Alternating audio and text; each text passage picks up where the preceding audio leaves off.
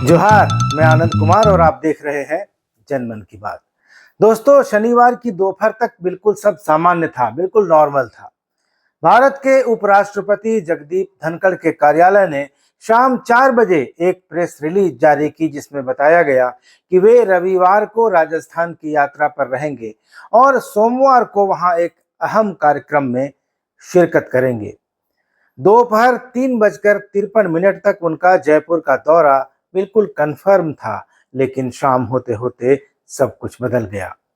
धनखड़ ने अचानक इस्तीफा दे दिया और वो भी स्वास्थ्य कारणों का हवाला देते हुए।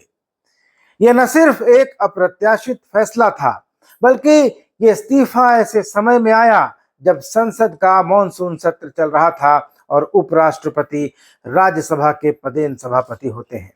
यह संयोग नहीं हो सकता, यह एक राजनीतिक संकेत भी हो सकता है।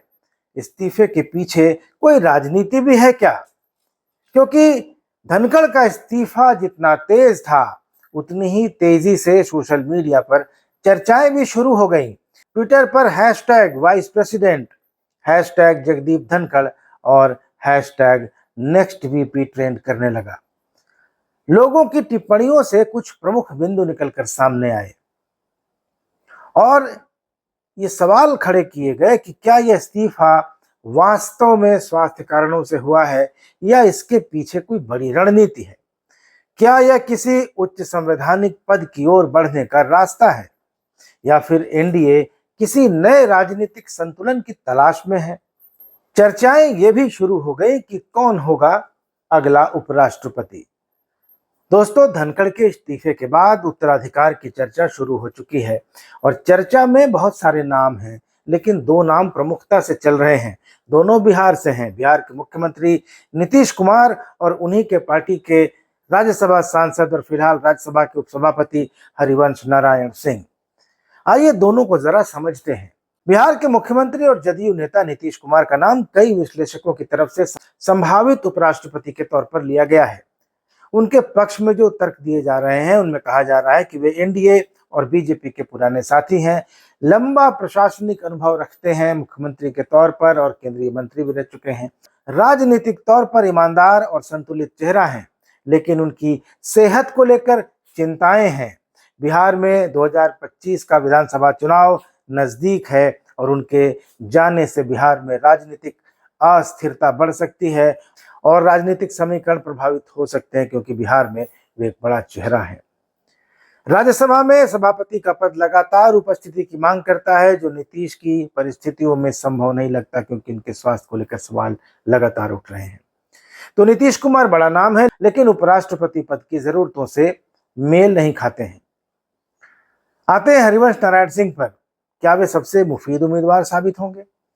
राज्यसभा के वर्तमान उपसभापति और जदयू कोटे से राज्यसभा सांसद हरिवंश नारायण सिंह का नाम इस समय सबसे उपयुक्त प्रतीत हो रहा है, जहां तक योग्यता की बात है।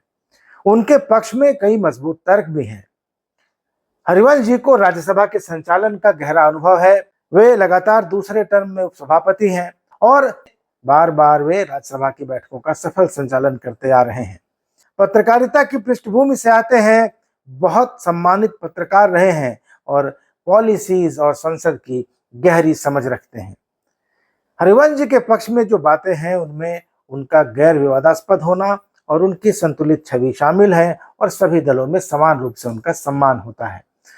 एनडीए और जदयू दोनों से हरिवंश जी के अच्छे रिश्ते हैं और सत्ता पक्ष और सहयोगी दलों के बीच एक सेतु का काम वे कर सकते हैं।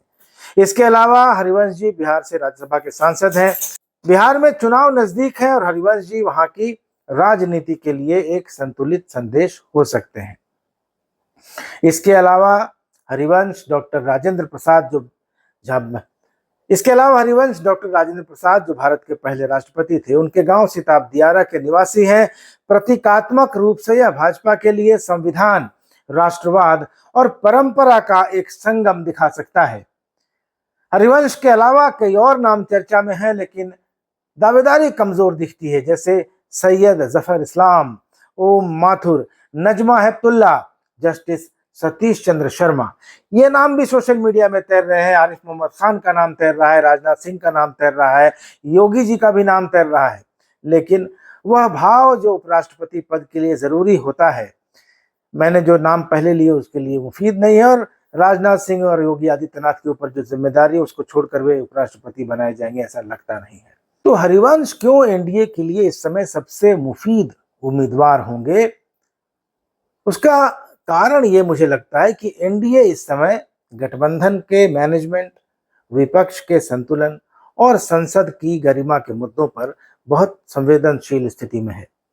ऐसे में उसको एक ऐसा चेहरा चाहिए जो अनुभवी हो, गैर विवादित हो, यानी विवादों से दूर रहता हो, जो सहयोगियों को बराबरी का सम्मान दे सके और संसद के संचालन में सक्षम हो। तो वह हर पैमाने पर हरिवंश हो सकते हैं, इस पर खरे उतर सकते हैं। तो एनडीए का विकल्प क्या लगभग तय है, क्या हरिवंशी अगले उपराष्ट्रपति होंगे? दोस्तों, धनखड़ का इस्तीफा पहले से तय कार्यक्रमों के बीच हुआ, जो यह बताता है, जो यह दर्शाता है कि यह फैसला अचानक जरूर लिया गया, लेकिन यह पूर्व नियोजित रणनीति का हिस्सा भी हो सकता है। धनखड़ ऐसे भी न्यायपालिका पर लगातार टिप्पणी कर रहे थे, बहुत सारी बातें कही जा रही हैं, लेकिन उनके इस्तीफे के बाद जो राजनीतिक वैक्यूम आया है उसको भरने के लिए जिस चेहरे की जरूरत है वह चेहरा हरिवंश नारायण सिंह ही नजर आ रहे हैं। उनकी राज्यसभा में उपस्थिति, उनका राज्यसभा के संचालन का अनुभव, पत्रकारिता की पृष्ठभूमि, बिहार की राजनीतिक प्रासंगिकता और उनकी व्यक्तिगत सादगी उन्हें इस पद के लिए बिल्कुल आइडियल कैंडिडेट बनाती है। अगर एनडीए हरिवंश को चुनता है तो यह न सिर्फ एक संगठित राजनीतिक दांव होगा, बल्कि संसद की गरिमा और अनुभव का भी सम्मान होगा। तो क्या हरिवंश नारायण सिंह भारत के अगले उपराष्ट्रपति होने जा रहे हैं? क्या यह एनडीए का एक बड़ा लेकिन शांत फैसला होने जा रहा है? इस पर अपनी राय दीजिएगा। लेकिन दोस्तों, हरिवंश जी के नाम पर भी कई लोगों की अपनी अपनी राय है।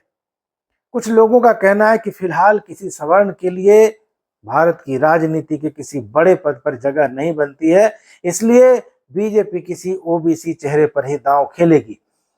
लेकिन मैंने जो अपनी बात रखी है वो मेरी अपनी व्यक्तिगत राय है, और हरिवंश जी की जो योग्यता है, जो उनका अनुभव है, और जिस तरह से वो 2 टर्म से राज्यसभा का सफल संचालन करते आ रहे हैं, वैसी स्थिति में वे राज्यसभा के सभापति यानी देश के उपराष्ट्रपति दोनों पदों के लिए बिल्कुल फिट बैठते हैं। उनका लंबा अनुभव है, राजनीति का अनुभव है, बड़े पढ़े लिखे, बड़े बौद्धिक व्यक्ति हैं, और जिस तरह से पिछले 2 टर्म से वे राज्यसभा के उपसभापति के रूप में उपराष्ट्रपति जयदीप धनखड़ की अनुपस्थिति में राज्यसभा की बैठकों का संचालन करते आ रहे हैं, उससे ये लगता है कि वे एक बेहतर उम्मीदवार हो सकते हैं। लेकिन ये तो एनडीए के नेतृत्व पर निर्भर करेगा, और जो सियासी अंकगणित होते हैं, जो सियासी गुणाभाग होता है, उस पर निर्भर करेगा।